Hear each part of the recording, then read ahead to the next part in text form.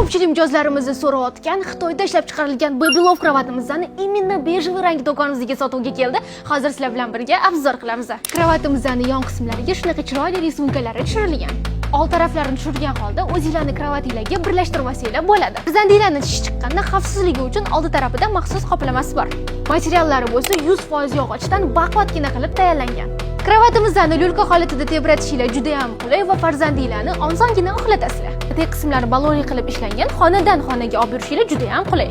Kraskalari gipoallergenik bo'lib, farzandinglar uchun umuman zararli hidlar chiqarmaydi. Kravatimizning ichki razmerlari eniga 70, uzunligi esa 140 cm chiqadi. Bu kravatimizda transformer bo'lib, farzandinglarga shu holatini 0 dan boshlab bemalol 4 yoshgacha ishlatsanglar bo'ladi va katta holatga o'zgarganda esa 4 yoshdan boshlab 10 yoshgacha mazza qilib ishlatasiz. Do'konimizda bu kravatimizning 3 xil ranglardan sotuvda bor: seri, oq va bejevый ranglarda.